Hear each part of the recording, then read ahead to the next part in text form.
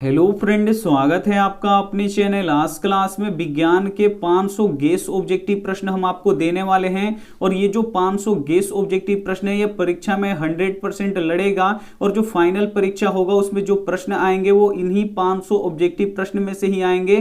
तो ये क्लास आपके लिए काफी महत्वपूर्ण होने वाला है, तो प्लीज आप लोग वीडियो को शुरू से लेकर अंत तक देखिएगा। और आज की इस वीडियो में मात्र 50 हम ऑब्जेक्टिव प्रश्न हम आपको करवाएंगे और 9 पार्ट ऐसा और आएगा, तो इसे भी आप लोग देख लीजिएगा। और चैनल को सब्सक्राइब नहीं किए तो चैनल को सब्सक्राइब कर लीजिएगा, साथ में बेल आइकन को ऑल पे दबा लीजिएगा ताकि जब भी क्लास हो तो आपके पास नोटिफिकेशन पहुंचता रहे। और गेस क्वेश्चन का क्लास कब से चलेगा, तो ये रोज रात 8 बजे चलेगा, तो ये भी आपको यहाँ पे नोट करके लिखना है क्योंकि ये क्लास आपके लिए काफी महत्वपूर्ण है। तो 8 बजे आप हमसे जरूर जुड़िए। आइए देखते हैं पहले नंबर प्रश्न से। पहला नंबर प्रश्न है कि निकट दृष्टि दोष को दूर करने के लिए किस लेंस का उपयोग किया जाता है। काफी महत्वपूर्ण प्रश्न है कि निकट दृष्टि दोष को दूर करने के लिए किस लेंस का उपयोग किया जाता है। ए ऑप्शन है उत्तल लेंस का, बी ऑप्शन है अवतल लेंस का, सी ऑप्शन है समतल लेंस का, डी ऑप्शन है अवतल दर्पण का। तो यहाँ पे आपको बताना है कि निकट दृष्टि दोष को दूर करने के लिए किस लेंस का उपयोग किया जाता है। तो अवतल लेंस का प्रयोग किया जाता है, ये आपको याद रखना है। यानी यहाँ पे बी ऑप्शन क्या हो जाएगा, यहाँ पे बिल्कुल ही सही हो जाएगा। और दूरदृष्टि दोष को दूर करने के लिए किस लेंस का उपयोग किया जाता है, तो उत्तल लेंस का किया जाता है, तो ये भी साथ में आपको याद रखना है। आइए देखते हैं अगला प्रश्न। 2 नंबर प्रश्न है कि सरदार सरोवर बांध किस नदी पर है। काफी महत्वपूर्ण प्रश्न है कि सरदार सरोवर बांध किस नदी पर है। ए ऑप्शन है यमुना नदी पर, बी ऑप्शन है गंगा नदी पर, सी ऑप्शन है नर्मदा नदी पर, डी ऑप्शन है ताप्ती नदी पर। तो यहाँ पे आपको बताना है कि सरदार सरोवर बांध किस नदी पर है। तो सरदार सरोवर बांध ये नर्मदा नदी पर है, इसे आपको याद रखना है। यानी यहाँ पे सी ऑप्शन क्या हो जाएगा, यहाँ पे बिल्कुल ही सही हो जाएगा। ये देखते हैं अगला प्रश्न। यहाँ पे 3 नंबर प्रश्न है कि सर्वाधिक आघातवर्ध धातु कौन सा है। काफी महत्वपूर्ण प्रश्न है कि सर्वाधिक आघातवर्ध धातु कौन सा है। ए ऑप्शन है चांदी, बी ऑप्शन है सोना, सी ऑप्शन है टीन, डी ऑप्शन है पीतल। तो यहाँ पे आपको बताना है कि सर्वाधिक आघातवर्ध धातु कौन सा है। तो जो सोना होता है ये सर्वाधिक आघातवर्ध होता है, इसे पीट पीट कर पतले चादर के रूप में परिवर्तित किया जा सकता है। यानी यहाँ पे बी ऑप्शन क्या हो जाएगा, यहाँ पे बिल्कुल ही सही हो जाएगा। काफी महत्वपूर्ण 50 गेस ऑब्जेक्टिव प्रश्न है जो बोर्ड एग्जाम 2021 के लिए काफी महत्वपूर्ण है। तो आप लोग एक भी प्रश्न आप लोग स्किप मत कीजिएगा, वीडियो को प्लीज आप लोग शुरू से लेकर अंत तक देखिएगा। और इस सीरीज में साइंस के हम 500 गेस ऑब्जेक्टिव प्रश्न हम आपको देंगे। अगर इस 500 गेस ऑब्जेक्टिव प्रश्न को आप लोग अच्छी तरीके से देख लेते हैं, याद कर लेते हैं, तो फाइनल परीक्षा में कोई भी दिक्कत आपको नहीं होने वाली है। तो प्लीज आप लोग 8 बजे हमसे जुड़िए और अपना क्लास कीजिए। और इस क्लास में जो भी प्रश्न आपको याद नहीं है उसे आप लोग नोटबुक पे लिख के जरूर याद कर लीजिए। 100% लड़ेगा, ये हमारा गारंटी है कि ये 100% लड़ेगा। ये देखते हैं अगला प्रश्न। यहाँ पे 4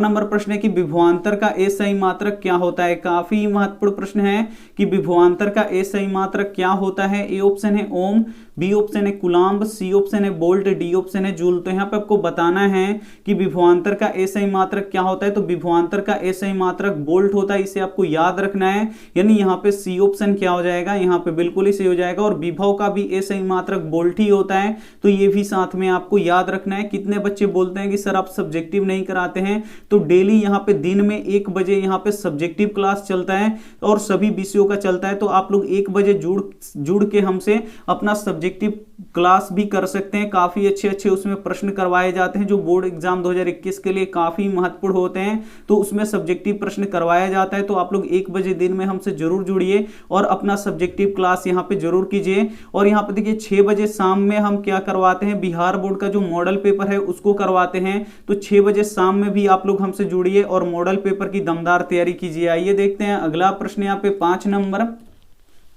5 नंबर प्रश्न है कि पादप को खाने वाले जीव को क्या कहते हैं। काफी महत्वपूर्ण प्रश्न है कि पादप को खाने वाले जीव को क्या कहते हैं। ए ऑप्शन है शाकाहारी, बी ऑप्शन है मांसाहारी, सी ऑप्शन है सर्वहारा, डी ऑप्शन है इनमें से सभी।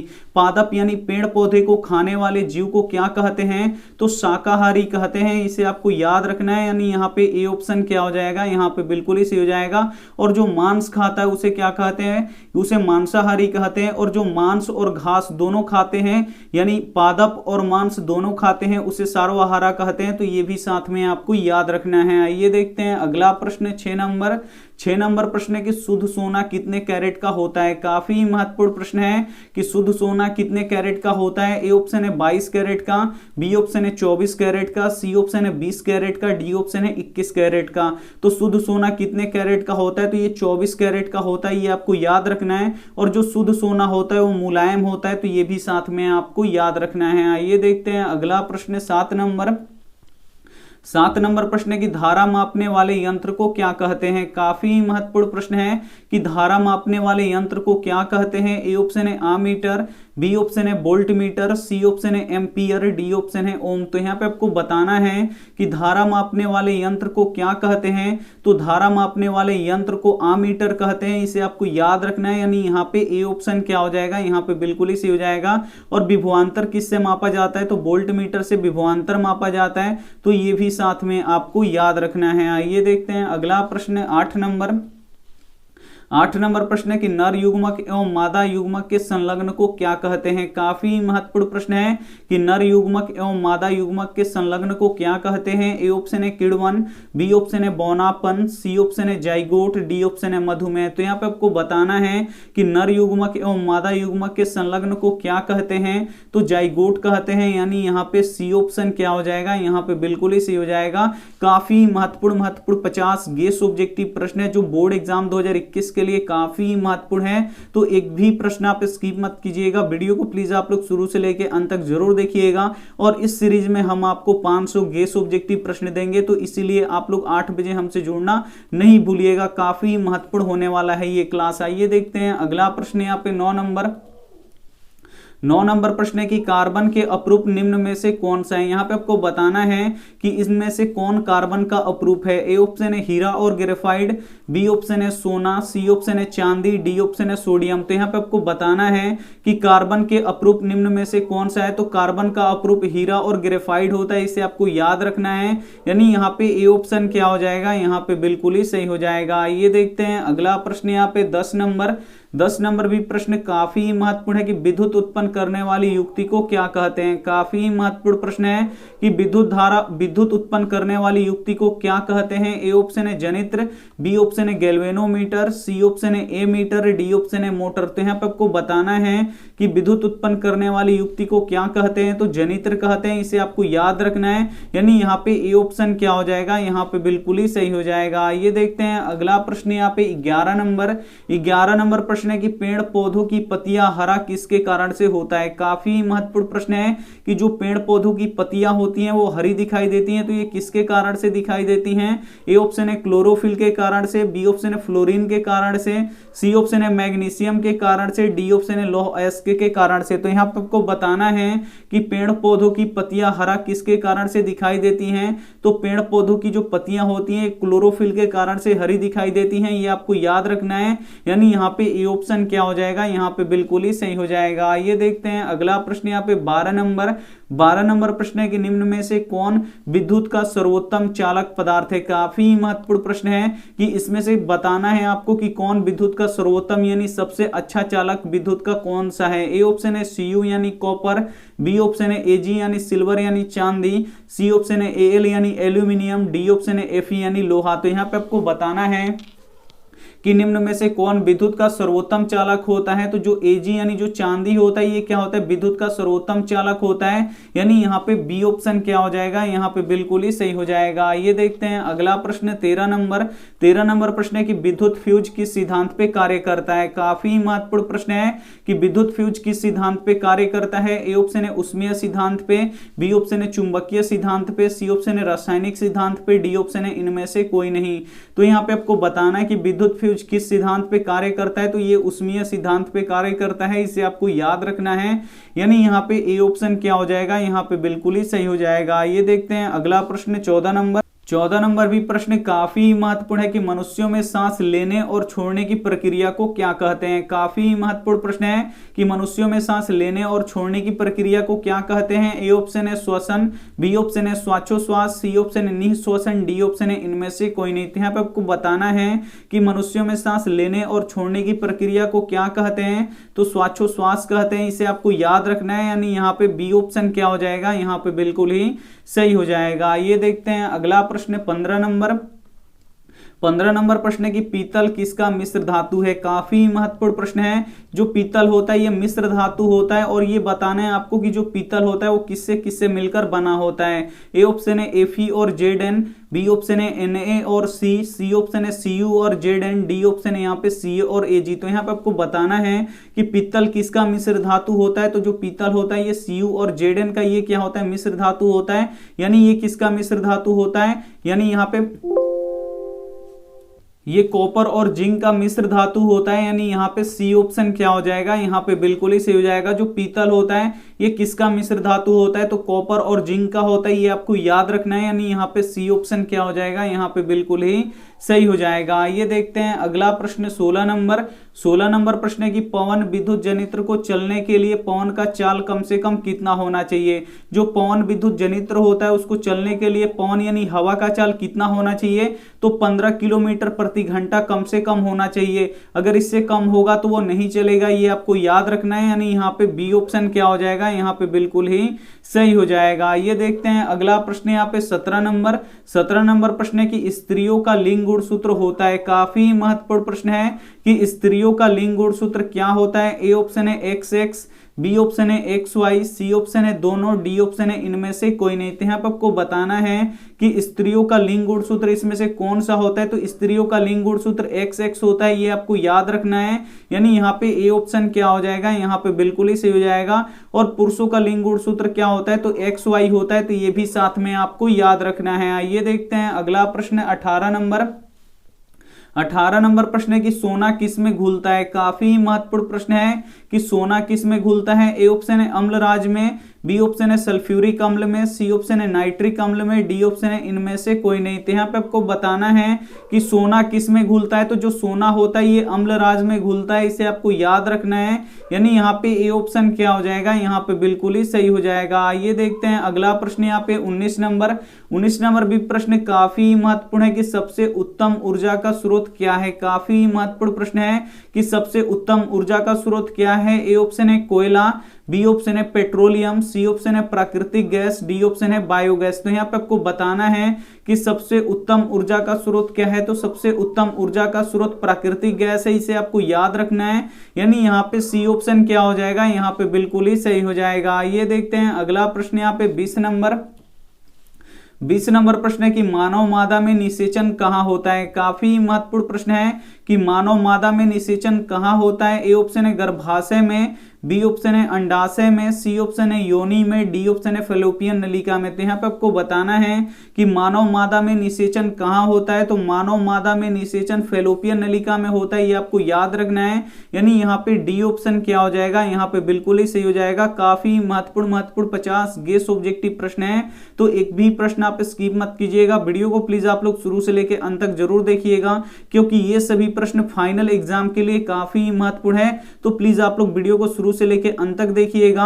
और एक बार क्लास टाइमिंग आप लोग देख लीजिए, सुबह 5:30 बजे क्या होता है, तो टेस्ट होता है, तो आप लोग टेस्ट दीजिए। और 1 बजे दिन में क्या होता है, सब्जेक्टिव क्लास चलता है, तो ये भी दीजिए। और उसके बाद यहाँ पे देखिए बिहार बोर्ड का मॉडल पेपर शाम में 6 बजे चलता है, तो ये भी आप लोग दीजिए। और 8 बजे रात में लास्ट वाला क्लास है, ये क्या चलता है 8 बजे, तो इसमें गेस क्वेश्चन चलता है, तो ये भी आप लोग कर सकते हैं। ये टाइम आप लोग नोट कर सकते हैं, काफी महत्वपूर्ण टाइम है। अगर इस टाइम को आप लोग फॉलो करते हैं तो बोर्ड परीक्षा में आपको काफी अच्छे नंबर मिलने वाले हैं। आइए देखते हैं अगला प्रश्न 21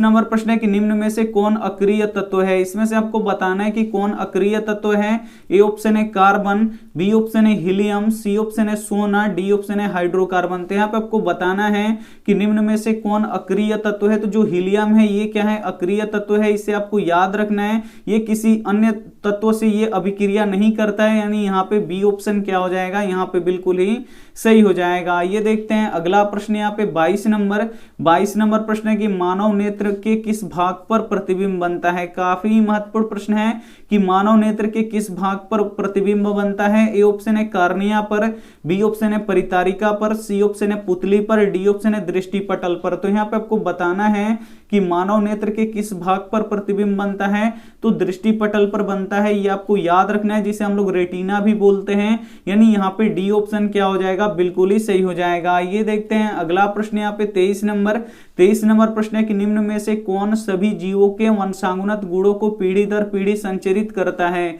ए ऑप्शन है लिंग गुणसूत्र, बी ऑप्शन है ऑटोसोम, सी ऑप्शन है जीन, डी ऑप्शन है न्यूक्लियर। तो यहाँ पे आपको बताना है कि निम्न में से कौन सभी जीवों में वंशानुगत गुणों को पीढ़ी दर पीढ़ी संचरित करता है? तो जीन करता है, ये आपको याद रखना है। यानी यहाँ पे सी ऑप्शन क्या हो जाएगा, यहाँ पे बिल्कुल ही सही हो जाएगा। ये देखते हैं अगला प्रश्न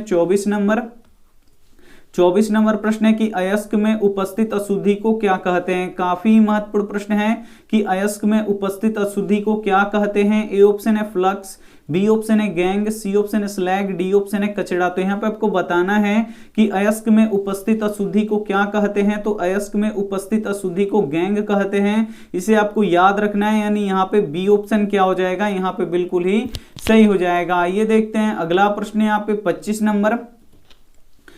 नंबर प्रश्न है कि ताप बढ़ाने पर चालक के प्रतिरोध पर क्या असर पड़ता है? काफी महत्वपूर्ण प्रश्न है कि ताप बढ़ाने पर चालक के प्रतिरोध पर क्या असर पड़ता है? ए ऑप्शन है बढ़ता है, बी ऑप्शन है घटता है, सी ऑप्शन है सामान्य रहता है, डी ऑप्शन है इनमें से कोई नहीं।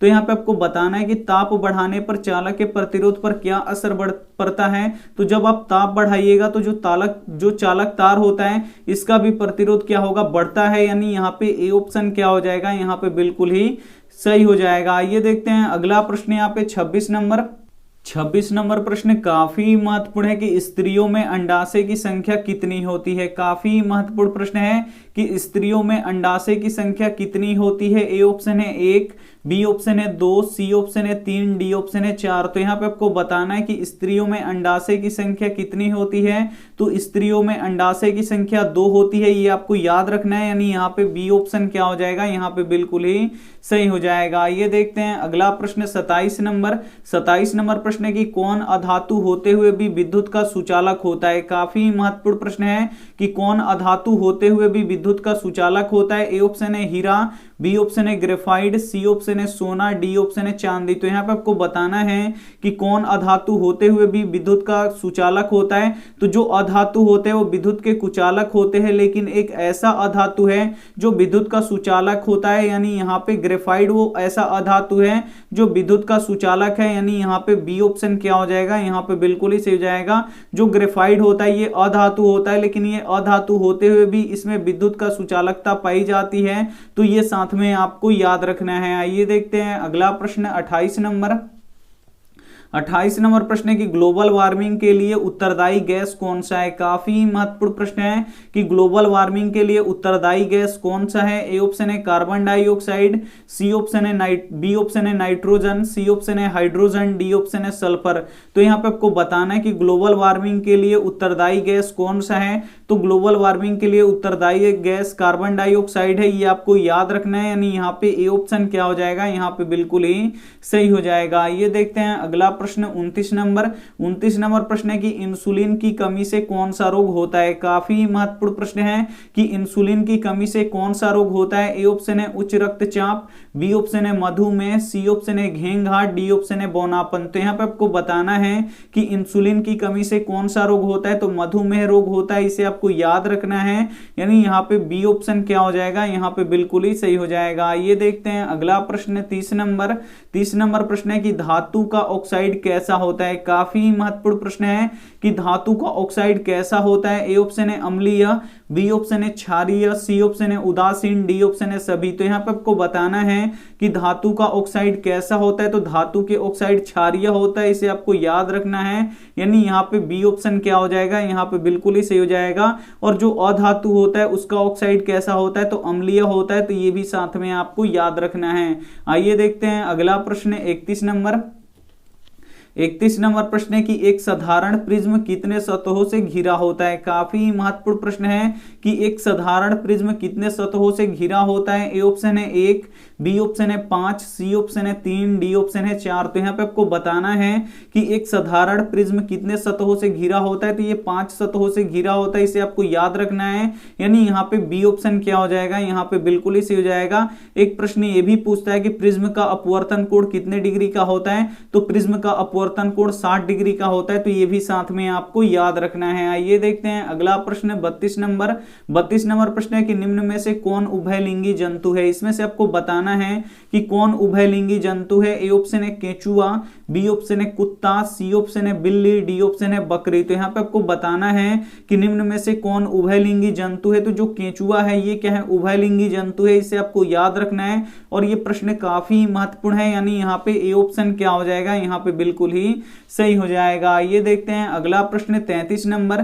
33 नंबर प्रश्न है कि कॉपर पायराइट किसका अयस्क है। काफी महत्वपूर्ण प्रश्न है कि कॉपर पायराइट किसका अयस्क है। ए ऑप्शन है तांबा का, बी ऑप्शन है लोहा का, सी ऑप्शन है सल्फर का, डी ऑप्शन है चांदी का। तो यहाँ पे आपको बताना है कि कॉपर पायराइट किसका अयस्क है। तो जो कॉपर पायराइट होता है ये तांबा का अयस्क होता है, इसे आपको याद रखना है। यानी यहाँ पे ए ऑप्शन क्या हो जाएगा, यहाँ पे बिल्कुल ही सही हो जाएगा। ये देखते हैं अगला प्रश्न 34 नंबर। 34 नंबर प्रश्न है कि विद्युत चुंबक बनाने में किस पदार्थ का प्रयोग किया जाता है। काफी महत्वपूर्ण प्रश्न है कि विद्युत चुंबक बनाने में किस पदार्थ का प्रयोग किया जाता है। ए ऑप्शन है इस्पात का, बी ऑप्शन है पित्तल का, सी ऑप्शन है नरम लोहा का, डी ऑप्शन है निकेल का। तो यहाँ पे आपको बताना है कि विद्युत चुंबक बनाने में किस पदार्थ का प्रयोग किया जाता है। तो विद्युत चुंबक बनाने में नरम लोहा का उपयोग किया जाता है, ये आपको याद रखना है। यानी यहाँ पे सी ऑप्शन क्या हो जाएगा, यहाँ पे बिल्कुल ही सही हो जाएगा। और अस्थाई चुंबक बनाने में किसका प्रयोग किया जाता है, तो इस्पात का प्रयोग किया जाता है। तो ये भी साथ में आपको याद रखना है। आइए देखते हैं अगला प्रश्न 35 नंबर। 35 नंबर प्रश्न है कि हरे पौधों में भोजन बनाने की प्रक्रिया को कहते हैं। काफी महत्वपूर्ण प्रश्न है कि हरे पौधों में भोजन बनाने की प्रक्रिया को क्या कहते हैं। ए ऑप्शन है प्रकाश संश्लेषण, बी ऑप्शन है पर्णहरित, सी ऑप्शन है जैविक क्रिया, डी ऑप्शन है श्वसन। तो हरे पौधों में भोजन बनाने की प्रक्रिया को क्या कहते हैं, तो प्रकाश संश्लेषण कहते हैं। यानी यहाँ पे ए ऑप्शन क्या हो जाएगा, यहाँ पे बिल्कुल ही सही हो जाएगा। काफी महत्वपूर्ण 50 गेस ऑब्जेक्टिव प्रश्न है जो बोर्ड एग्जाम 2021 के लिए काफी महत्वपूर्ण है। तो एक भी प्रश्न आप स्किप मत कीजिएगा, वीडियो को प्लीज आप लोग शुरू से लेकर अंत तक जरूर देखिएगा। ये देखते हैं अगला प्रश्न 36 नंबर। 36 नंबर प्रश्न है कि प्लास्टर ऑफ पेरिस किस कारण से जमता है। काफी महत्वपूर्ण प्रश्न है कि जो प्लास्टर ऑफ पेरिस होता है ये किस कारण से जमता है। ए ऑप्शन है उपचयन के कारण से, बी ऑप्शन है अपचयन के कारण से, सी ऑप्शन है निर्जलीकरण के कारण से, डी ऑप्शन है जलासन के कारण से। तो यहाँ पे आपको बताना है कि प्लास्टर ऑफ पेरिस किस कारण से जमता है। तो जलासन के कारण से ये क्या होता है, जमता है, इसे आपको याद रखना है। यानी यहाँ पे डी ऑप्शन क्या हो जाएगा, यहाँ पे बिल्कुल ही सही हो जाएगा। ये देखते हैं अगला प्रश्न 37 नंबर। 37 नंबर प्रश्न है कि प्रतिरोध का एसआई मात्रक क्या होता है। काफी महत्वपूर्ण प्रश्न है कि प्रतिरोध का एसआई मात्रक क्या होता है। ए ऑप्शन है ओम, बी ऑप्शन है ओम मीटर, सी ऑप्शन है एम्पियर, डी ऑप्शन है जूल। तो यहाँ पे आपको बताना है कि प्रतिरोध का एसआई मात्रक क्या होता है। तो प्रतिरोध का एसआई मात्रक ओम होता है, इसे आपको याद रखना है। यानी यहाँ पे ए ऑप्शन क्या हो जाएगा, यहाँ पे बिल्कुल ही सही हो जाएगा। और यहाँ पे प्रतिरोधकता का एसआई मात्रक क्या होता है, तो ओम मीटर होता है। तो ये भी साथ में आपको याद रखना है। आइए देखते हैं अगला प्रश्न 38 नंबर। 38 नंबर भी प्रश्न काफी महत्वपूर्ण है कि मनुष्यों में गुणसूत्रों की संख्या कितनी होती है। काफी महत्वपूर्ण प्रश्न है कि मनुष्यों में गुणसूत्रों की संख्या कितनी होती है। ए ऑप्शन है 23, बी ऑप्शन है 46, सी ऑप्शन है 24, डी ऑप्शन है 20। तो यहाँ पे आपको बताना है कि मनुष्यों में गुणसूत्रों की संख्या कितनी होती है। तो मनुष्यों में गुणसूत्रों की संख्या 46 होती है, इसे आपको याद रखना है। यानी यहाँ पे बी ऑप्शन क्या हो जाएगा, यहाँ पे बिल्कुल ही सही हो जाएगा। अगर यही प्रश्न ऐसे पूछता कि मनुष्यों में कितने जोड़ी गुणसूत्र पाए जाते हैं, तो 23 जोड़ी पाए जाते हैं। तो ये भी साथ में आपको याद रखना है। आइए देखते हैं अगला प्रश्न 39 नंबर। 39 नंबर प्रश्न है कि धातुओं की प्रकृति कैसी होती है। यहाँ पे आपको बताना है कि धातुओं की प्रकृति कैसी होती है। ए ऑप्शन है विद्युत धनात्मक, बी ऑप्शन है विद्युत ऋणात्मक, सी ऑप्शन है उदासीन, डी ऑप्शन है कोई भी नहीं। तो यहाँ पे आपको बताना है कि धातुओं की प्रकृति कैसी होती है। तो जो धातु होते हैं वे विद्युत धनात्मक होते हैं, ये आपको याद रखना है। यानी यहाँ पे ए ऑप्शन क्या हो जाएगा, यहाँ पे बिल्कुल ही सही हो जाएगा। ये देखते हैं अगला प्रश्न 40 नंबर। 40 नंबर प्रश्न है कि किस लेंस को अपसारी लेंस कहते हैं। काफी महत्वपूर्ण प्रश्न है कि किस लेंस को अपसारी लेंस कहते हैं। ए ऑप्शन है उत्तल लेंस को, बी ऑप्शन है अवतल लेंस को, सी ऑप्शन है समतल लेंस को, डी ऑप्शन है उत्तल दर्पण को। तो यहाँ पे आपको बताना है कि किस लेंस को अपसारी लेंस कहते हैं। तो जो अवतल लेंस होता है इसे अपसारी लेंस कहते हैं, इसे आपको याद रखना है, यानी यहाँ पे बी ऑप्शन क्या हो जाएगा, यहाँ पे बिल्कुल ही सही हो जाएगा। और किस लेंस को अभिसारी लेंस कहते हैं, तो उत्तल लेंस को अभिसारी लेंस कहते हैं, तो ये भी साथ में आपको याद रखना है।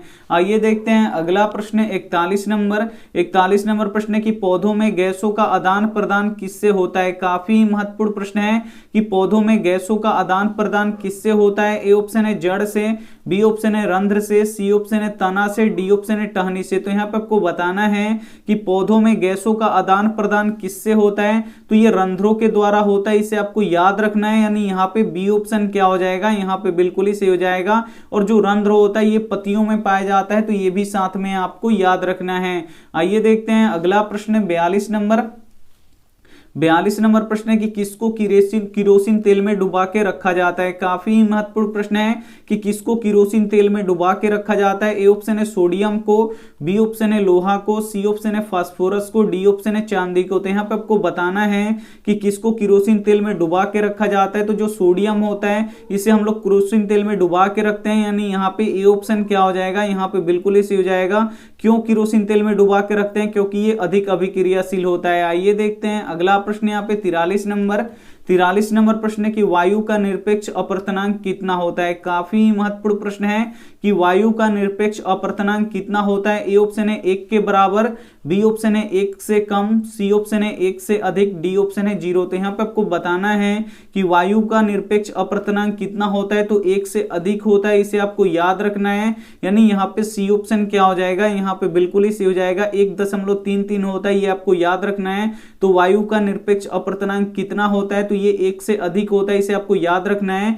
यानी यहाँ पे सी ऑप्शन क्या हो जाएगा, यहाँ पे बिल्कुल ही सही हो जाएगा। आइए देखते हैं अगला प्रश्न 44 नंबर प्रश्न है कि दही के जमने में कौन सी क्रिया होती है। काफी महत्वपूर्ण प्रश्न है कि दही के जमने में कौन सी क्रिया होती है। ए ऑप्शन है अपघटन, बी ऑप्शन है प्रकाश संश्लेषण, सी ऑप्शन है किण्वन, डी ऑप्शन है उत्सर्जन। तो यहाँ पे आपको बताना है कि दही के जमने में कौन सी क्रिया होती है, तो दही के जमने में किण्वन की क्रिया होती है, इसे आपको याद रखना है, यानी यहाँ पे सी ऑप्शन क्या हो जाएगा, यहाँ पे बिल्कुल ही सही हो जाएगा। आइए देखते हैं अगला प्रश्न 45 नंबर प्रश्न है कि लोहे को जंग से बचाने के लिए किसका लेप लगाया जाता है। काफी महत्वपूर्ण प्रश्न है कि लोहे को जंग से बचाने के लिए किसका लेप लगाया जाता है। ए ऑप्शन है तांबा का, बी ऑप्शन है चांदी का, सी ऑप्शन है फास्फोरस का, डी ऑप्शन है जिंक का। तो यहाँ पर आपको बताना है कि लोहे को जंग से बचाने के लिए किसका लेप लगाया जाता है, तो जिंक का लेप लगाया जाता है, इसे आपको याद रखना है, यानी यहाँ पे डी ऑप्शन क्या हो जाएगा, यहाँ पे बिल्कुल ही सही हो जाएगा। ये देखते हैं अगला प्रश्न 46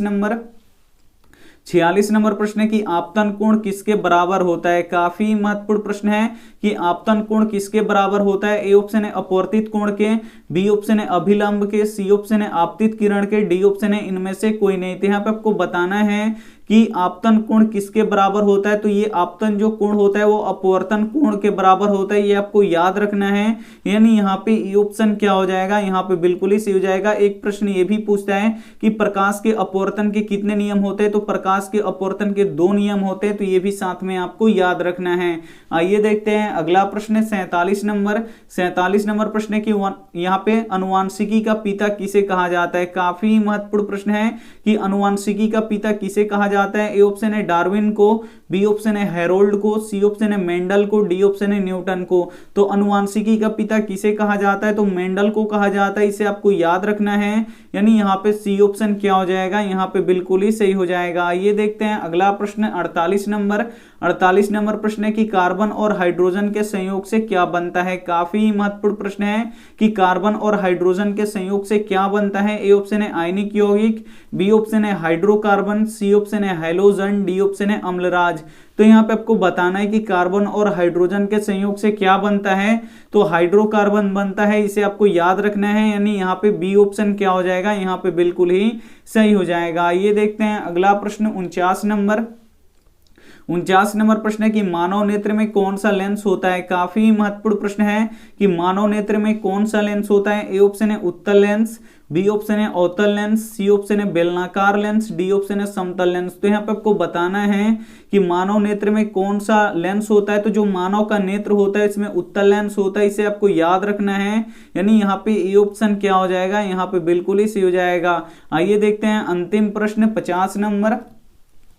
50 नंबर प्रश्न है कि फ्लोएम किसके लिए उत्तरदायी होता है। काफी महत्वपूर्ण प्रश्न है कि फ्लोएम किसके लिए उत्तरदायी होता है। ए ऑप्शन है जल का परिवहन के लिए, बी ऑप्शन है भोजन का परिवहन के लिए, सी ऑप्शन है अम्ल का परिवहन के लिए, डी ऑप्शन है ऑक्सीजन का परिवहन के लिए। तो यहाँ पे आपको बताना है कि फ्लोएम किसके लिए उत्तरदायी होता है। तो जो फ्लोएम होता है ये भोजन के परिवहन के लिए उत्तरदायी होता है, ये आपको याद रखना है। यानी यहाँ पे बी ऑप्शन क्या हो जाएगा, यहाँ पे बिल्कुल ही सही हो जाएगा। और जो जाइलम होता है ये जल का परिवहन करता है, तो इसे भी साथ में आपको याद रखना है। काफी महत्वपूर्ण यहाँ पे 500 हम गेस ऑब्जेक्टिव प्रश्न करवाएंगे। और ये कब करवाएंगे, तो ये डेली रात 8 बजे करवाएंगे। तो आप लोग 8 बजे डेली टाइम से जुड़ जाइए, कोई भी काम हो, लेकिन ये क्लास करना आपके लिए काफी महत्वपूर्ण है, क्योंकि जो ये 500 ऑब्जेक्टिव प्रश्न हम आपको करवाएंगे वो बोर्ड एग्जाम में हूबहू इसी 500 ऑब्जेक्टिव प्रश्न में से पूछा जाएगा।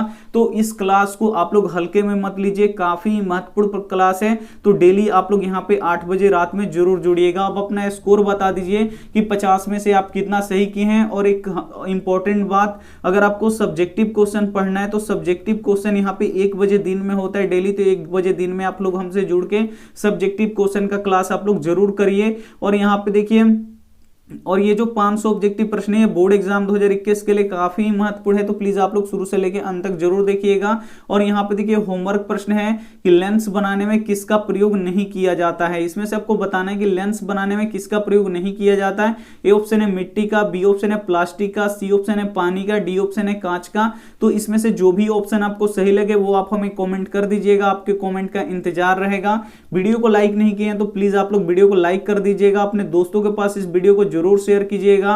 और चैनल को सब्सक्राइब नहीं किए तो चैनल को सब्सक्राइब कर लीजिएगा। रेड कलर का बटन दिख रहा होगा उसे दबा लीजिए। और सब्सक्राइब करने के बाद बेल आइकन को ऑल पे जरूर दबाइए, ताकि जब आप ऑल पे दबा लेंगे तब जब भी क्लास होगा तो आपके पास नोटिफिकेशन पहुंचेगा। और उस नोटिफिकेशन पे आप क्लिक करके आप हमारा क्लास देख सकते हैं। Thank you for watching. मिलते हैं अगले वीडियो में, तब तक अपना ध्यान रखिए, मन लगा के पढ़ाई कीजिए। और जिनको ग्रुप में जुड़ना है तो कॉमेंट बॉक्स में लिंक है, वहां से आप लोग ग्रुप में जुड़ जाइए। Thank you for watching. मिलते हैं अगले वीडियो में, तब तक अपना ध्यान रखिए, मन लगा के पढ़ाई कीजिए। Take care and bye.